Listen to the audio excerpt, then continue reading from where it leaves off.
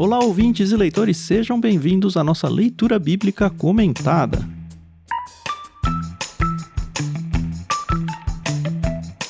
Eu sou o Thiago André Monteiro, vulgo Tan, estou aqui com a Carol Simão, com o Thiago Moreira, e depois de um prefácio que a gente apresentou semana passada, vamos entrar, enfim, no livro de Joel. Hoje é dia de falarmos sobre o capítulo 1.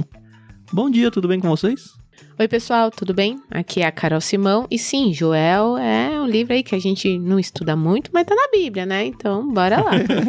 Eu acho que é uma característica dos profetas menores, né? Pois é. Olá, bom dia a todos. É bom estarmos novamente agora para mais um livro desconhecido. Eu gosto de livros mais desconhecidos assim, eu acho que é interessante para quem tá nos ouvindo. Eu acho que a gente também aprende mais, né? Com certeza. Querendo ou não, a gente tá em menos contato com eles, então é uma jornada interessante pra gente caminhar aqui. É ótima essa sinceridade da Carol aí. É verdade. Também ajuda os ouvintes a não ficar tão mal. Nossa, eu não leio Joel há quantos anos, ou eu nunca li Joel, né? Saiba que é super normal.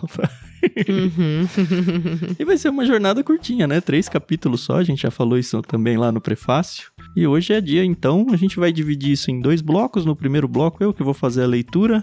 Ele vai até o verso 14 e o Thiago Moreira vai terminar do 15 até o 20. Mas antes de a gente começar, você já sabe, vamos ouvir um recadinho aí de um dos nossos ouvintes.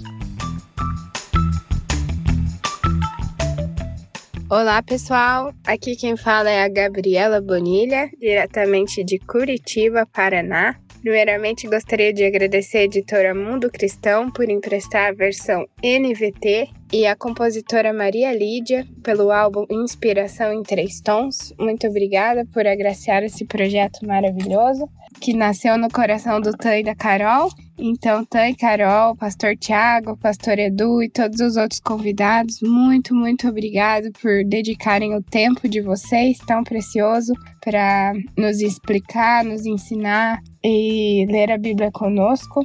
O projeto Leitura Bíblica Comentada com certeza entrou na minha vida através do meu noivo Lincoln, para me aproximar mais de Deus, para me ajudar com esse projeto de ler a Bíblia inteira, que eu ainda não consegui, mas graças a vocês estou chegando lá, estou no caminho. Então agradeço imensamente, que Deus retribua com muitas bênçãos e que chegue no coração de cada vez mais leitores.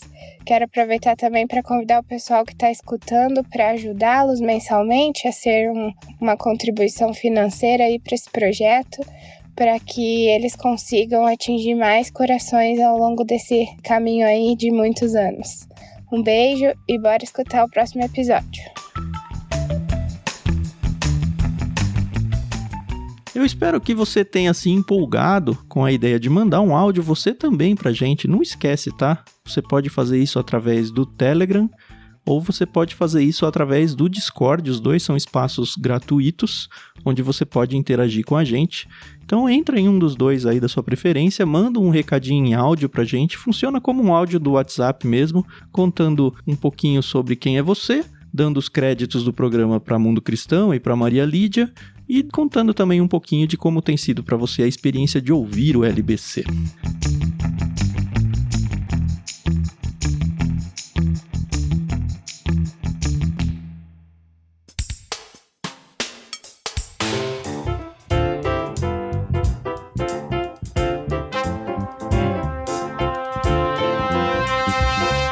E acho que estamos prontos então para o bloco 1 de Joel, capítulo 1. Vamos à leitura.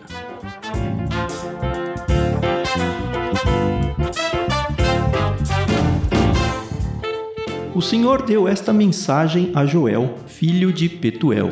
Ouçam isto, líderes do povo.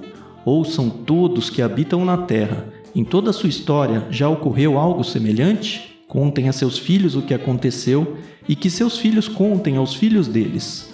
Transmitam essa história de geração em geração. Depois que os gafanhotos cortadores devoraram as colheitas, os gafanhotos migradores comeram o que restava. Então vieram os gafanhotos saltadores e depois deles, os gafanhotos destruidores. Despertem e chorem, bêbados. Lamentem vocês que tomam vinho. Todas as uvas estão arruinadas, todo o seu vinho doce acabou. Uma nação imensa invadiu minha terra, um exército terrível, tão numeroso que não se pode contar. Seus dentes são como os de leões, suas presas como as da leoa. Destruiu minhas videiras e arruinou minhas figueiras. Arrancou sua casca e as destruiu. Seus galhos ficaram desfolhados. Chorem como a moça vestida de luto que lamenta a morte do noivo, pois não há cereal nem vinho para oferecer no templo do Senhor. Por isso os sacerdotes estão de luto. Aqueles que servem na casa do Senhor choram. Os campos estão arruinados, a terra está desolada, o trigo está destruído, as uvas secaram e o azeite acabou. Desesperem-se, agricultores. Lamentem vocês que cuidam das videiras. Chorem, pois o trigo e a cevada, todas as colheitas nos campos estão arruinados. As videiras secaram e as figueiras murcharam. As romazeiras, as palmeiras e as macieiras, todas as árvores frutíferas secaram, e com elas murchou a alegria do povo. Vistam-se de pano de saco e chorem, sacerdotes. Lamentem vocês que servem diante do altar. Venham, passem a noite vestidos de pano de saco, vocês que servem ao meu Deus. Pois não há cereal nem vinho para oferecer no templo de seu Deus. Convoquem um tempo de jejum, juntem o povo para uma reunião solene. Tragam os líderes e todos que habitam na terra para o templo do Senhor, seu Deus, e ali clamem a Ele.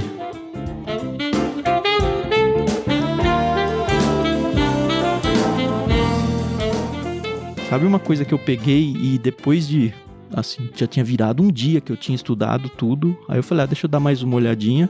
E só aí que me chamou a atenção, porque a gente lê profetas pensando no Joel, falando ao povo e tudo mais. Só que o verso 1 já abre, né? O Senhor deu esta mensagem a Joel, filho de Petuel. E aí vem toda a mensagem. Então, não é um apelo do profeta em primeira instância. É uma palavra que Deus deu para Joel. E aqui eu não estou tentando falar que a escritura é inspirada nem nada. Eu estou falando que a mensagem não é um apelo do profeta, é um apelo do próprio Deus ao povo. Aí eu falei, cara, isso tem que ser lembrado.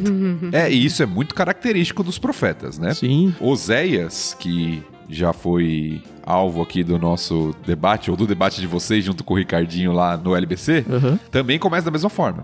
Alguns profetas começam com essa expressão, que nas versões antigas é aquela versão veio a palavra do Senhor a Oséias, ou a Joel, a Miqueias, né? É uma forma de introduzir muito comum profética, para mostrar exatamente isso, que a gente falou isso lá no prefácio, né?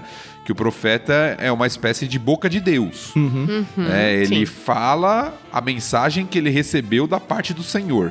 Sim. Então o começo do livro deixa isso muito claro. É uma mensagem transmitida por Joel, mas que é originada no próprio Deus, né? Sim, o que eu quero chamar a atenção é que esse negócio de, contem aos seus filhos, façam isso, façam aquilo, é Deus falando pra eles, façam isso, façam aquilo. Sim. Não é o profeta só. E como os gafanhotos são organizados, né, gente?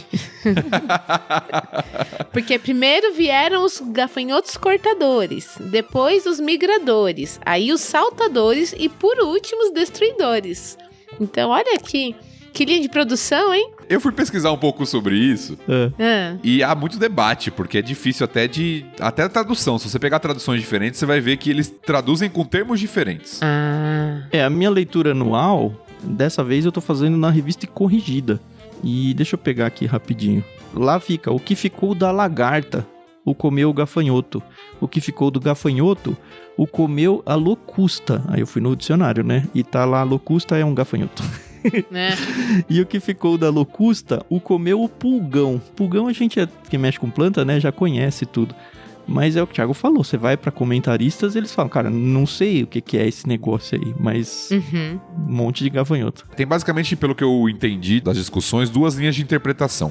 Uma que parece ser o que é corrigida que o Tan trouxe pra gente aqui, que pareciam ser estágios de crescimento do próprio gafanhoto. Certo. Então o gafanhoto menor, né, aí o gafanhoto em uma fase crescente e tal, até todo formado. E outra que seriam 4 ondas de gafanhotos. né? Passou uma onda, comeu uma parte. Aí sobrou um pouco. Passou outra, comeu outra parte. Passou outra, comeu outra parte. Não tinha sobrado quase nada. Passou a última, devorou o que faltava. Então, há um debate, né, sobre isso, mas independente de qual seja a ideia exata, o que é retratado aqui, a forma como o profeta destaca, é de algo realmente inigualável, grandioso e que realmente trouxe uma desolação total da terra, do alimento, das lavouras, por meio desse ataque desses gafanhotos aqui, né? Sim. Sim, sim.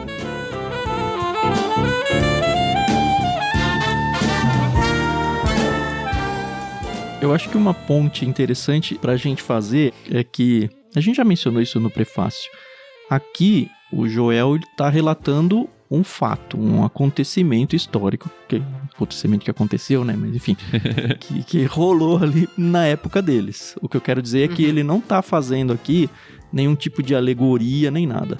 A alegoria que vai aparecer aqui é a comparação desses gafanhotos com um exército, que está no verso 6. Uma nação imensa invadiu minha terra, um exército terrível. Aqui ele está falando dos gafanhotos como se fosse um exército. A gente vai ver em outro capítulo que ele inverte isso. Ele vai falar sobre exércitos que parecem gafanhotos. Mas quando eu estava lendo isso, me lembrou muito o texto de Apocalipse 9. E eu queria ler com vocês, porque lá eu sei... Aliás, eu não sei, né? Enfim, a gente vai chegar lá um dia. Mas lá aparecem gafanhotos. E lá eu preciso estudar, reconhecer um pouco mais para ter certeza se é tão literal quanto em Joel ou não. Mas não dá para negar que existe uma semelhança de coisas aí. Até porque Joel, no segundo bloco a gente deve falar mais sobre isso, vai falar sobre o dia do Senhor, eventos futuros aí, escatológicos e tal. Mas olha só, eu vou ler o início ali do capítulo 9 de Apocalipse. Prestem atenção no estilo. Só isso. O quinto anjo tocou sua trombeta e viu uma estrela que havia caído do céu sobre a terra, e lhe foi dada a chave para o poço do abismo. Quando o poço foi aberto, dele saiu fumaça, como de uma imensa fornalha, e a luz do sol e o ar escureceram com a fumaça.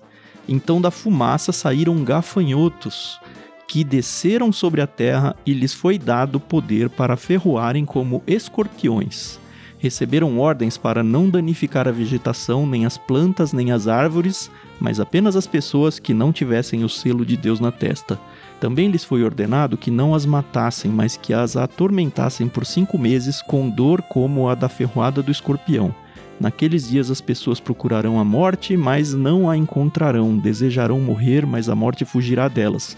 Os gafanhotos pareciam cavalos preparados para a batalha, tinham na cabeça algo semelhante a coroas de ouro e o rosto parecia humano. Os cabelos eram como os de mulher e os dentes como os de leão. E aqui eu queria mencionar, porque são mencionados aqui que eles comem como leões e tal, né? Vestiam uma couraça semelhante ao ferro e suas asas rugiam como um exército de carruagens correndo para a batalha. Enfim, vai falando um pouco sobre isso, um evento que ainda não aconteceu, mas eu achei muito curioso o fato de serem gafanhotos ou alguma alusão a, mesmo que seja metaforicamente, a gafanhotos ali. Um dia a gente chega lá e explica um pouco melhor isso. Beleza. Porque a gente comentou um pouquinho sobre isso no prefácio.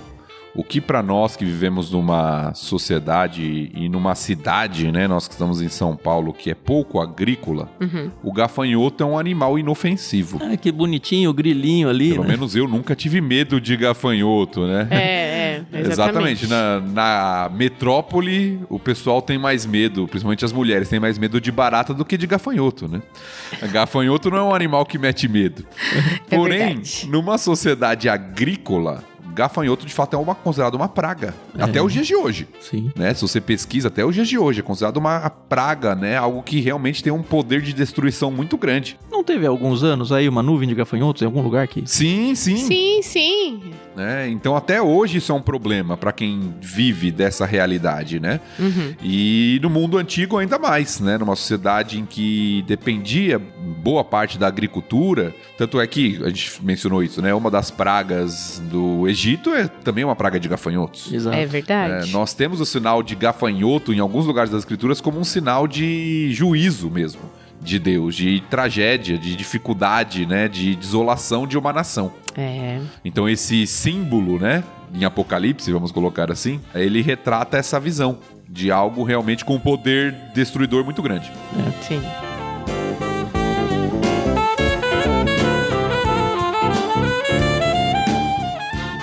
que a gente percebe muito aqui é que é um juízo vindo de Deus.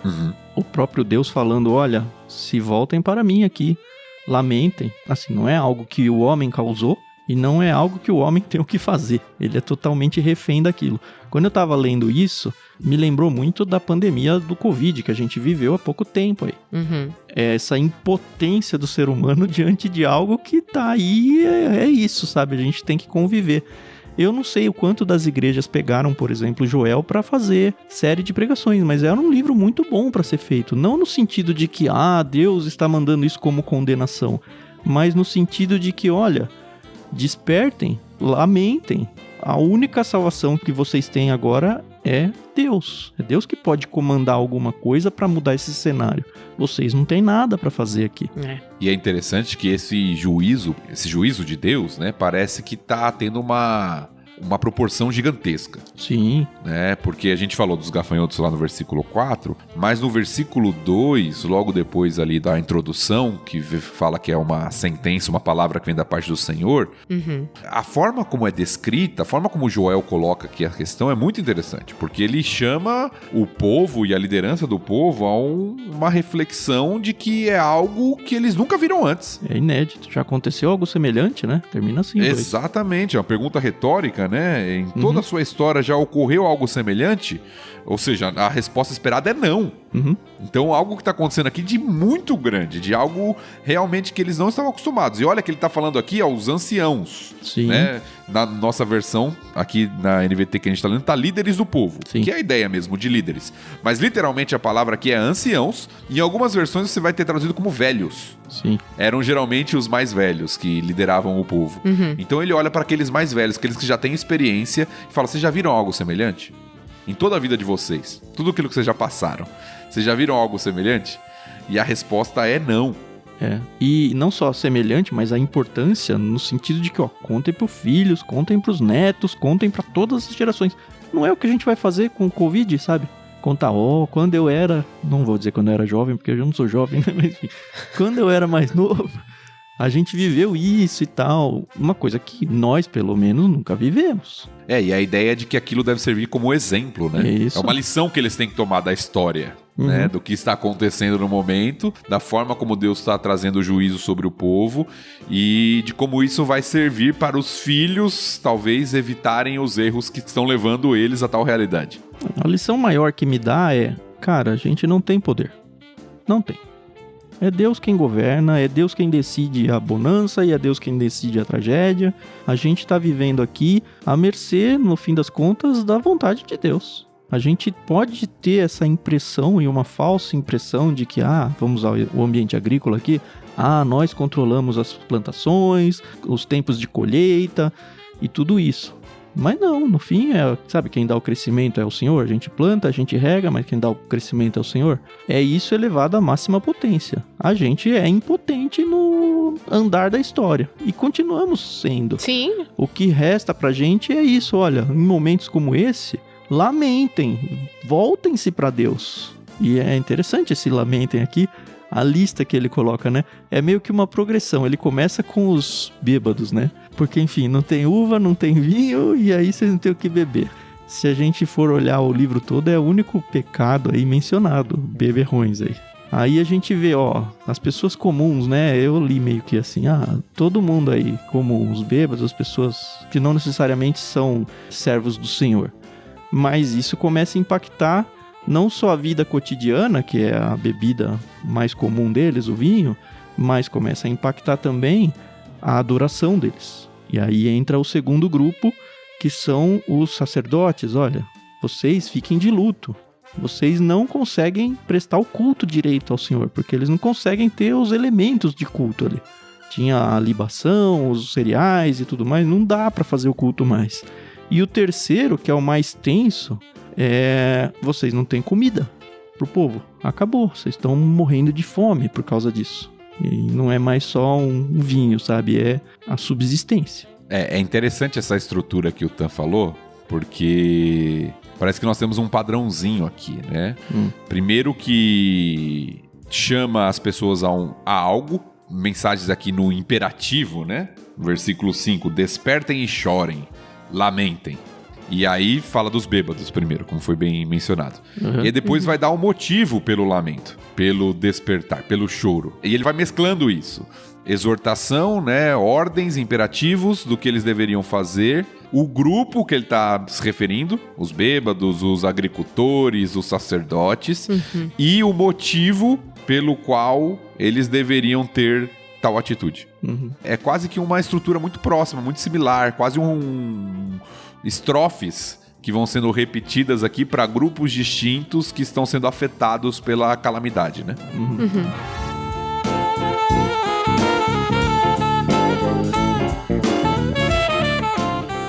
No 8, quando menciona aí chorem como uma moça vestida de luto, que lamenta a morte do noivo, aqui a gente, pelo menos eu precisei de um pouco de contexto de outros comentaristas aí que explicaram pra mim, né?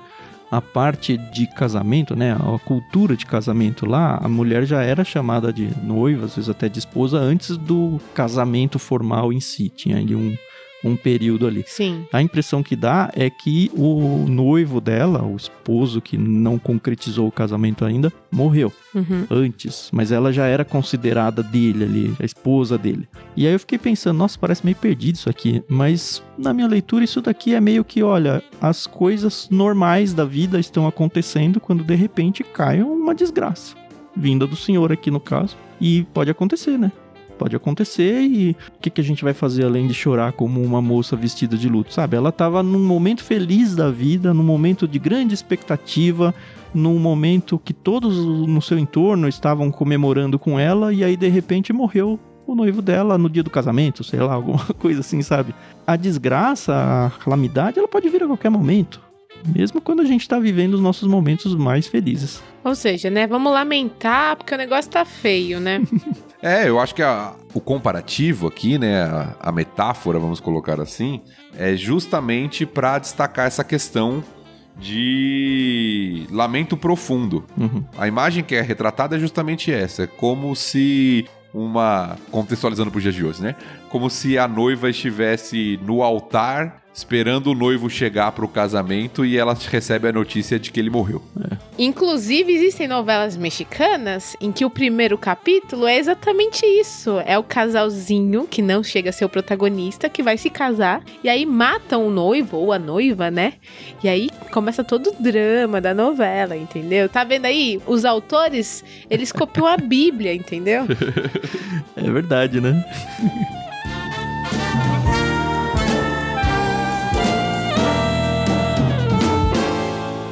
Mas nesse lamento aparecem, acho que, 2 símbolos muito fortes, né? Um deles, o Thiago já falou em algum episódio, não me lembro onde, muito bem sobre essa do pano de saco, né? Se veste de pano de saco os sacerdotes, que, enfim, eles tinham uma indumentária toda diferente, toda requintada, vamos dizer assim.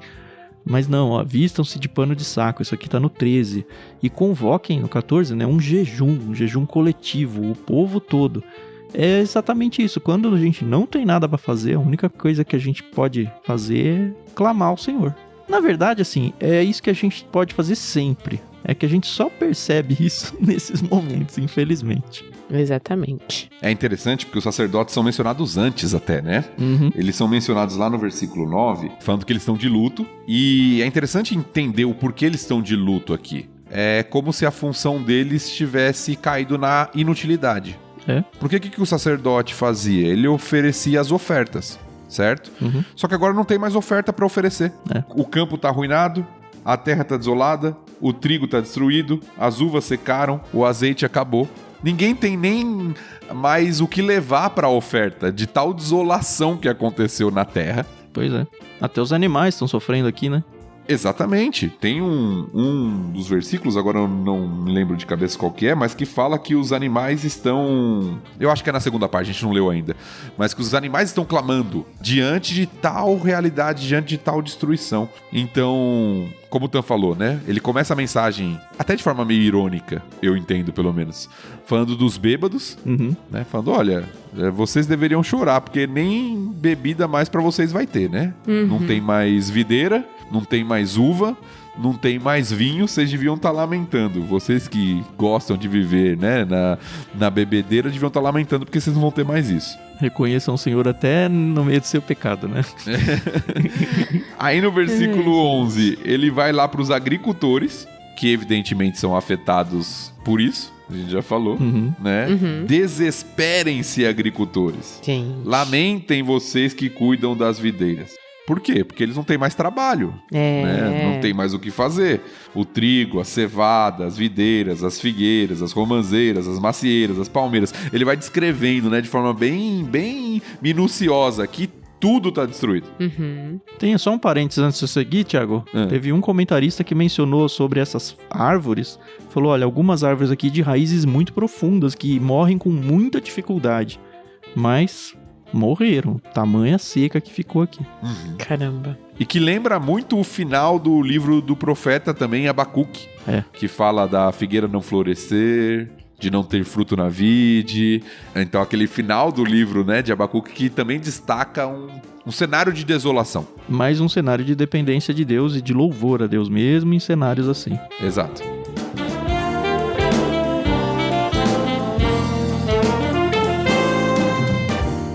E aí termina o versículo 13, que é a parte mais intensa desse primeiro bloco, voltando para os sacerdotes, como o Tan falou, mas eu queria destacar algo aqui, para quem está nos acompanhando, para você notar como que houve um aumento nessa parte das ordens. Lembra que eu falei um pouquinho da estrutura? Você tinha ordens, imperativos, você tinha o grupo e você tinha a explicação. Mas quando chega no 13 e 14... é quase tudo ordem. Vistam-se de pano de saco, lamentem, venham, passem, convoquem, juntem, tragam. Então parece que, estrategicamente, na forma de escrever, e a mensagem que vem do próprio Senhor, como a gente falou, o profeta está destacando que algo precisa ser feito. E aí ele coloca como alvo principal dessa última mensagem os líderes religiosos. Os sacerdotes, ou seja, vocês precisam fazer alguma coisa. Vocês precisam convocar o povo para o arrependimento, vocês precisam lamentar, vocês precisam se vestir de luto, de tragédia e de convocar o povo para o jejum, convocar o povo para o arrependimento, convocar o povo para o clamor ao Senhor. No 14, no final, tragam os líderes e todos que habitam na terra para o templo do Senhor. E ali todos em uníssono, todos juntos clamem a Ele. Porque do mesmo jeito que Deus trouxe, é Deus que trouxe, é só Ele que tem poder para fazer alguma coisa. Exatamente. E tem uma responsabilidade dos líderes religiosos, de fazer essa convocação do povo, de alertar o povo para o que está acontecendo, de reunir o povo em clamor ao Senhor.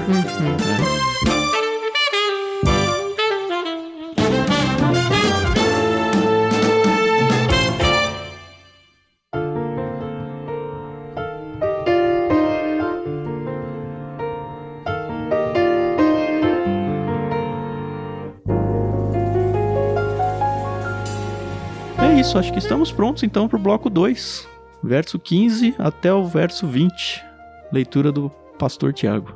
Vamos lá então, 15 a 20, Joel capítulo 1.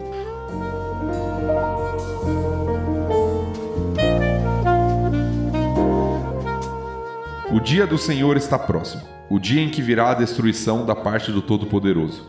Que dia terrível será! Nosso alimento desaparece diante dos olhos.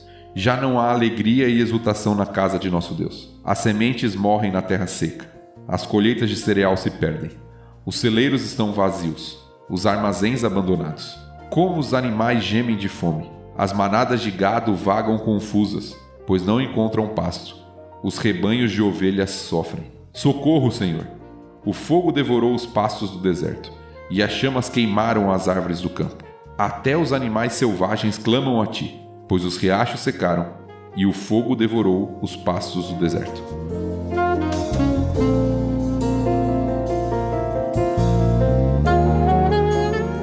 Que tenso, né? Isso chega a ser uma alegoria pro dia do Senhor? Eu acho que é uma ponte, sim. Eu acho que não é alegoria, Uhum. mas é um comparativo da realidade atual com o que vai acontecer no futuro. Certo. É quase assim, brincando, né? Não é nada tão ruim que não possa piorar, né? É. Sabe a praga de gafanhotos que vocês estão vivendo? Sabe isso que está acontecendo aqui? Então. Fiquem atentos, porque o dia do Senhor vai elevar isso a algo muito pior. Se vocês não... E aí, todo o livro é uma chamada ao arrependimento, praticamente, né? Se vocês não olharem, buscarem o Senhor, clamarem a Ele, avaliarem suas vidas, vai ter um dia futuro em que o juízo será ainda maior do juízo presente. Tá vendo isso aí? É só uma palhinha, né? É isso. E acho que vale pra gente também. Sim. Toda vez que acontece uma desgraça, que eu quis dizer lá no início do episódio, as pessoas deviam usar o livro de Joel pra estudar durante a pandemia, é porque era um momento que a gente tava, cara, acabou o mundo. É. E pra muitas famílias acabou mesmo. Sim. Quantas vidas foram ceifadas ali? Era um momento, não pra... Eu realmente não gostava de mensagens do tipo, isso é um castigo de Deus. Pode até ser que fosse, sabe? Pra impiedade do ser humano. Eu acho que a gente só não tinha informação divina pra afirmar isso com todas as letras, assim, de boca cheia. Mas a gente pode usar o mesmo artifício que o Joel usou aqui e falar, fique esperto, hein? O dia do Senhor está próximo. Vocês estão sofrendo, vai ser pior. E esse sofrimento que vocês estão fazendo tem que fazer vocês pensarem e mudarem de vida do mesmo jeito que o dia do Senhor vai fazer. Um dia vai chegar para todos. Então, tá, mas aí a gente falando exatamente nessa mesma linha que você tá de pensamento, me lembra muito o povo de Israel, né? Que quando vinha o profeta, o juiz, e se aproximava de Deus, as coisas andavam super bem ali com o povo de Israel, né? A gente pode ver isso ali no Antigo Testamento. Quando aquele juiz, profeta, enfim, morriam e o povo se afastava com a força e a razão, né? Às vezes nem era morte. A gente via a desgraça acontecendo e o povo clamando e esse ciclo vicioso, né? Não para nunca esse ciclo, né?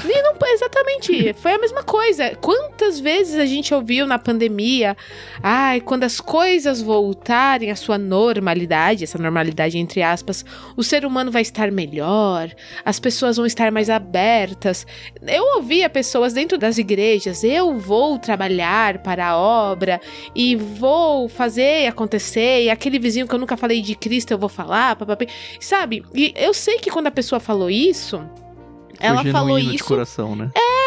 Mas aí quando voltou à normalidade, o dia a dia, a correria, os problemas, os boletos, isso foi ficando lá pra trás, né, na fila. E aí acontece novamente o ciclo vicioso, né? A gente acaba se afastando, né? Sim.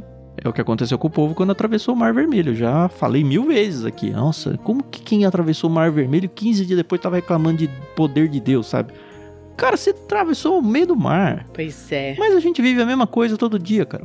Todo dia, como você falou aí, na pandemia, a mesma coisa. Eu também já usei isso de ilustração em algum momento, eu só não lembro se foi aqui ou na LBC.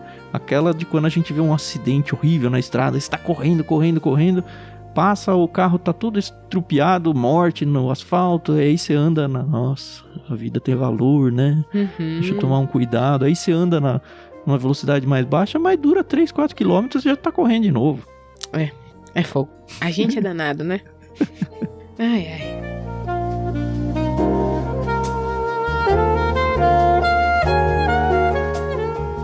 E só pra intensificar aqui o quadro que a gente tá colocando, é uma mensagem de fato muito poderosa, né? O que está sendo transmitido aqui. Porque, lembrando do que a gente falou no bloco anterior, eles nunca tinham visto algo igual, né? Foi assim que começou, né?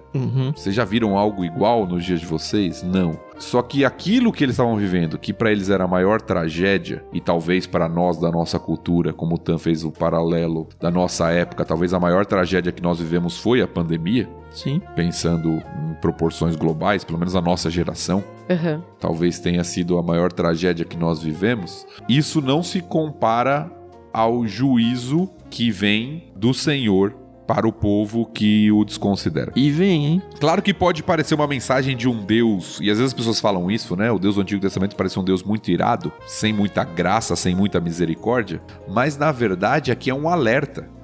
É um alerta para chamar a realidade de que ainda é possível mudar e se arrepender. Como o restante do livro, a gente vai falar sobre os próximos capítulos, né? Nos próximos episódios aí, vão mostrar de que há esperança em meio à tragédia. Então aqui não é um Deus simplesmente sentenciando o juízo e falando isso que vai acontecer e não há escapatória. Não, ele tá alertando para que o povo se volte e para que eles não passem por isso, inclusive.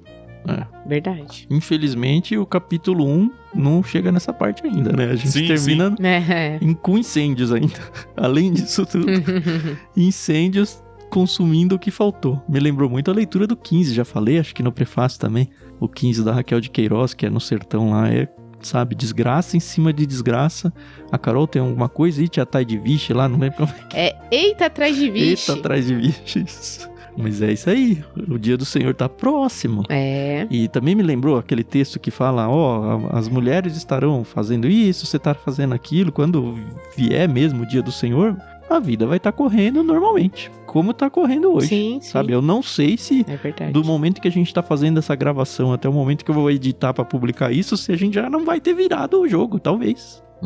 Então é urgente a coisa, a decisão pra ficar do lado certo da história, pra se colocar ao lado de Cristo, é urgente, porque é um estalo de Deus e a entrada dos gafanhotos não foi isso? Um estalo, de repente se escurece o céu, uma nuvem e comeu tudo, matou tudo, não sobrou nem coisas estocadas, né? A gente vê aqui no finalzinho, olha, os celeiros estão vazios. Esses bichinhos aí entravam pra tudo quanto é canto, os armazéns estão abandonados, não tem nada. De verdade, eu não tenho a menor ideia como eles se safaram disso, porque a gente já mencionou, a gente não tem como encaixar exatamente Joel na história, e a gente não tem outros relatos bíblicos pra dizer como foi que eles se recuperaram disso. O fato é que se recuperaram, né? Estamos aqui, o mundo tá rodando aí, funcionando. Mas é uma situação que você olha pra frente e fala, não tem saída, não tem, simplesmente não tem saída. E eu achei muito, apesar da cena ser trágica, evidentemente, mas muito bela a forma como o profeta destaca essas coisas, né? Poderia ser um roteirista de filme aqui, né? Porque a forma, até a forma poética de descrever isso aqui, mesmo sendo uma profecia, é muito, né? Você começa a imaginar, né? Versículo 16 diz, nosso alimento desaparece diante dos nossos olhos. É como se você olhasse uma mesa farta e de repente você piscasse o olho, voltasse e não tem mais nada. É como aqueles filmes, né? Existem vários filmes sobre isso, de que por uma tragédia, por algo que aconteceu, por vírus, né? Até aí tem várias formas que a ficção tenta expressar isso, né? As pessoas, elas saem pro mercado e os mercados estão totalmente vazios, né? Vazios. Não tem mais nada que você pode pegar lá. Então, a forma como é descrita isso, das sementes não terem nem possibilidade de germinar, né? Morrerem na terra, das colheitas se perderem, dos celeiros, dos armazéns, como o Tam mencionou, dos animais. A forma como ele descreveu os animais nesse texto eu acho fantástica, né? Os animais, eles estão procurando alimento, eles vão confusos em busca de alimento, em busca de pasto, em busca de água e não encontram. Olha aí. E os próprios animais selvagens se juntam nesse clamor coletivo a Deus, né? Até os animais selvagens clamam a ti. Sim. Caramba. É interessante porque o termo usado aqui para clamar a ti, a própria Bíblia de Estudo da NVT nos mostra que é o mesmo termo usado no Salmo 42, quando diz que como a corça suspira por águas, a minha alma anseia pelo Senhor. Sim. É o termo usado aqui para falar dos animais clamando ao Senhor, né? Ansiando desesperadamente pela intervenção divina. Como o próprio profeta faz no versículo 19. Socorro, Senhor. É um clamor de desespero, né? De alguém que não tem mais solução a não ser pedir auxílio do Senhor. Nós como seres humanos, assim, eu não me lembro na minha vida de eu ter vivido uma situação onde eu falasse verbalmente, assim, socorro, socorro, sabe? Como se alguém estivesse sendo assaltado ou se estivesse no meio de um incêndio.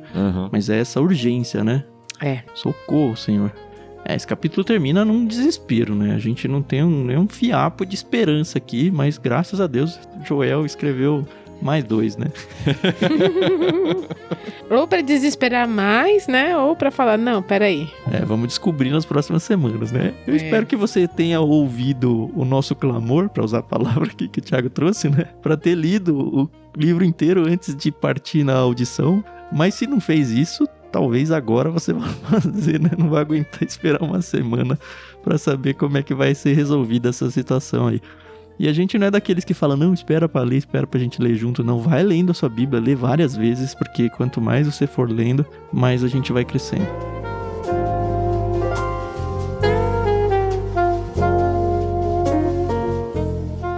Algo mais pra esse capítulo? Só vamos segurar a audiência, né?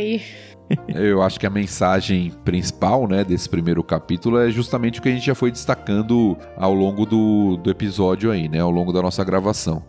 De que nós temos que ter a ciência de que Deus é soberano. Sim. Amém. E Ele usa circunstâncias, às vezes, para chamar a nossa atenção.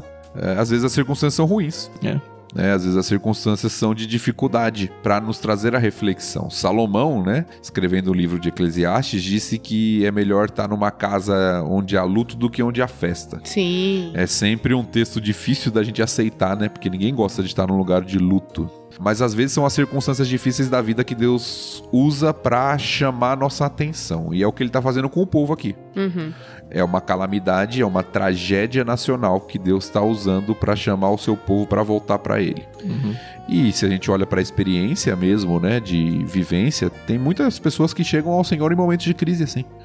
Em momentos de luto, em momentos de dificuldade, em momentos de tragédia, e que param e consideram a vida que não considerariam se fosse num ambiente onde tudo estivesse caminhando normalmente. É verdade. Então a mensagem do Senhor para o povo de Israel é essa, né? Olha, atentem para a história, atentem para o Deus que governa a história e note que Ele está chamando a atenção de vocês para que vocês clamem e voltem para Ele. Amém. Às vezes é pelo amor, às vezes é pela dor, né? É pela dor. Pois é. Como dizia o versículo, né? Não é o versículo. Você já ouviu isso, né? Nossa. Que capítulo, né? Não, tem gente que fala assim, como diz a Bíblia, né? Se não vem pelo amor, vem pela dor, né? Gente, né? Isso é tanta coisa, né? Se a gente soubesse. Quem sabe tá na Bíblia. Vai ouvindo a LBC aí, uma hora a gente chega, né? Uma hora chega, né? Ai, Jesus. Bom, fica de alerta pra todos vocês aí e pra nós com certeza, porque eu pelo menos aprendo muito mais na porrada do que no carinho. Infelizmente eu tenho que reconhecer isso, e eu acho que a maioria do ser humano é assim, né? A gente olha pra vida e faz as considerações que precisam ser feitas nos momentos mais difíceis mesmo. O ser humano é difícil, né? E eu acho que a gente só vai se dar bem no céu no sentido de que lá vai ser tudo de bom e a gente nunca vai perder a concentração no Senhor por causa da glorificação do corpo, né? A gente não vai mais ter a nossa natureza pecaminosa lutando contra. Amém. Mas hoje nós temos. Então a gente precisa de... É mais fácil quando a gente está vivendo, entre aspas, essas situações na literatura bíblica do que vivendo na pele, né? Mas de vez em quando vem na pele também e faz parte, né? Vamos fazer o que Deus espera, vamos nos concentrar no Senhor, vamos olhar para os nossos pecados, se necessário for, pedir o perdão necessário e clamar ao Senhor por misericórdia. Amém. E se o dia do Senhor não veio ainda, é só por misericórdia.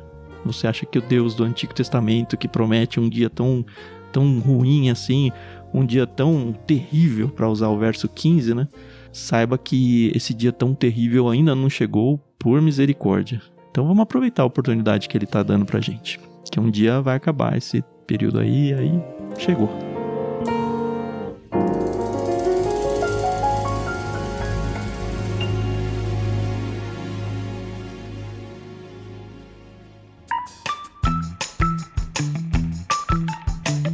É isso. Semana que vem a gente volta, então. Valeu, Carol. Valeu, Thiago.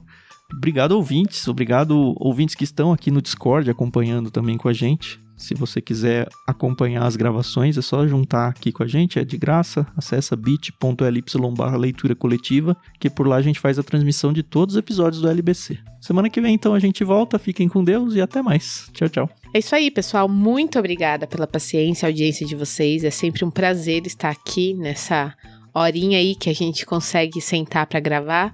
Obrigada por aqueles que estão nos assistindo e ouvindo aqui sem edição, desculpa aí. E a gente se ouve no próximo episódio. Até mais. Valeu, pessoal. Muito bom recomeçar um livro com vocês. Espero que seja um momento aí de aprendizado para todos nós, de reflexão, de aplicação da palavra do Senhor. Nos vemos semana que vem em Joel capítulo 2. Até!